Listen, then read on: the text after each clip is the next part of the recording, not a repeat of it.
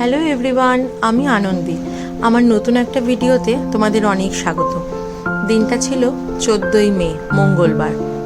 আমি সেই সময় ছিলাম হাওড়া, মানে আমি আমার শ্বশুর বাড়ি গিয়েছিলাম কয়েকদিনের জন্য সেই মানুষগুলোর সাথেও দেখা করতে আর বেশ অনেকটা সময় কাটাতে। আমরাও যেমন এদের সাথে দেখা করার জন্য অপেক্ষায় থাকি, সেই মানুষগুলোও তো আমাদের সাথে দেখা করার জন্য অপেক্ষায় থাকে। তাই যখন কলকাতায় আসা হয়, দুই বাড়ি মিলিয়ে সময়টা যেন হু হু করে কেটে যায়। আর যখন আমি যাই শ্বশুরবাড়ি, আমি আমার সব দেওর ননদ সবাইকে বলি চলে আসতে, কারণ একা একা একদম ভালো লাগে না।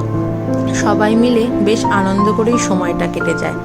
ঠিক তেমন এবারও যখন গিয়েছিলাম, আগে থেকেই মাসি শাশুড়িকে বলে রেখেছিলাম, মাসি যখন যাব তখন কিন্তু তোমাকে আসতে হবে।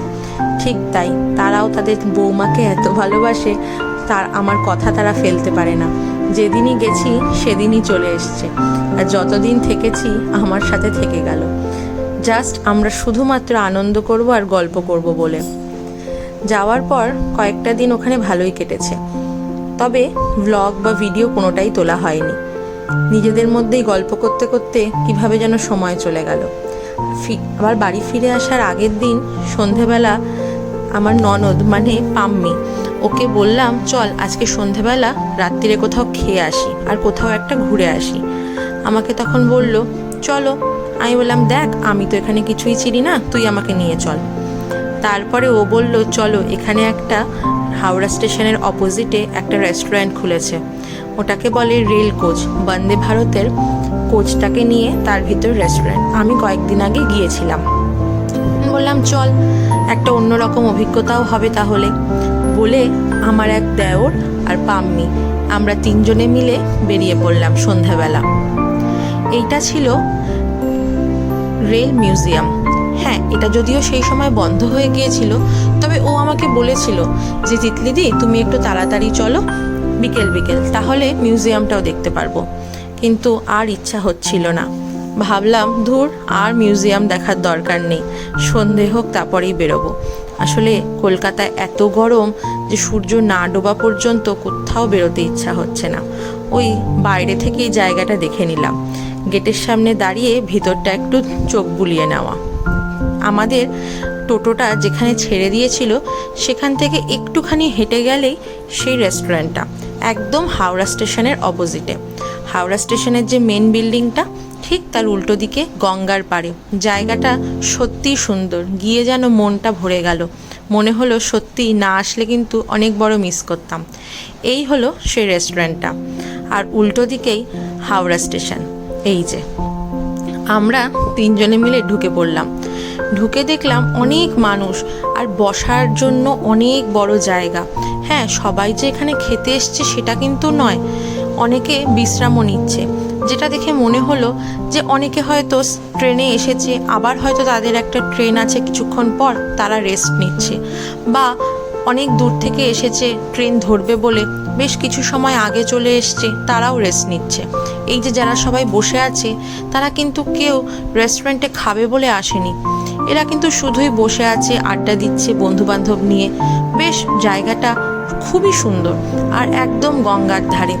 অনেকে আবার শুধুমাত্র দেখতেও আসছে জায়গাটা কীরকম। তবে কিন্তু শুধু যে এরকম ব্যাপার তা নয়, রেস্টুরেন্টের ভিতরেও ছিল প্রচণ্ড ভিড়। আমাদেরকে কিন্তু 10-15 মিনিট অপেক্ষাও করতে হয়েছিল, প্রচুর লোকের ভিড়।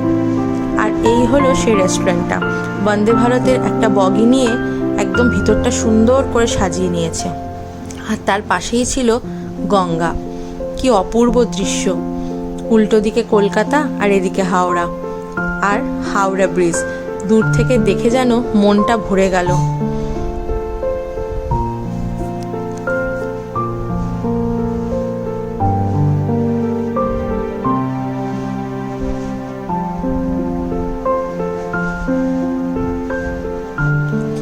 দেখতে দেখতেই আমাদের ডাক এসে পড়েছে।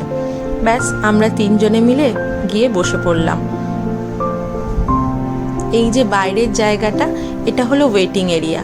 এখানে বসে সবাই ওয়েট করছে, কারণ আমি দেখলাম যে যারাই আসছে তাদেরকেই 5-10 মিনিট অপেক্ষা করতে হচ্ছে, এতটাই ভিড়। প্রচুর লোক আসছে আর খাচ্ছে চলে যাচ্ছে। আমাদের বেশিক্ষণ না, 10 মিনিটই অপেক্ষা করতে হয়েছিল, তারপরেই বসে পড়েছি। আর খাবারও বেশ তাড়াতাড়ি সার্ভ করছিল। তবে একটা কথা, খাবার ছিল ভীষণ গরম। সেটা যেমন খুব ভালো, গরম গরম খাবার খেতে তো সবারই ভালো লাগে, কিন্তু খাবারের টেস্টটা সেরকম একটা আহামরি নয়, মোটামুটি যেরকম হয় সাধারণত। তবে ভেবেছিলাম আরেকটু ভালো হবে। আমরা নিয়েছিলাম একটা স্যুপ, তারপরে একটু ফিশ ফ্রাই আর ফিশ ফিঙ্গার, আর তারপরে ওদের কথা মতো একজন নিল চাউমিন, একজন ফ্রাইড রাইস। আমিও ওদের কথা মতোই একটা চাউমিন নিয়ে নিলাম। হ্যাঁ, পরিমাণটা মোটামুটি ভালোই ছিল, একজনের খাওয়ার মতো নয়, একজনের থেকে যথেষ্ট বেশি। আবার বলতে গেলে দুজন খেতে গেলে হয়তো একটু কম পড়ে যাবে।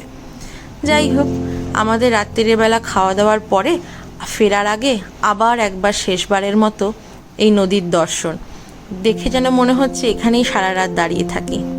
দেখতে দেখতে সময়টা অনেকটাই কেটে গেল। যাই হোক, দিনটা ভালোই কাটলো। আজকে ভিডিওটা আমি এখানেই শেষ করছি। আমার চ্যানেলে যদি কেউ নতুন হও, প্লিজ সাবস্ক্রাইব করো, আর ভালো লাগলে লাইক করো। টাটা।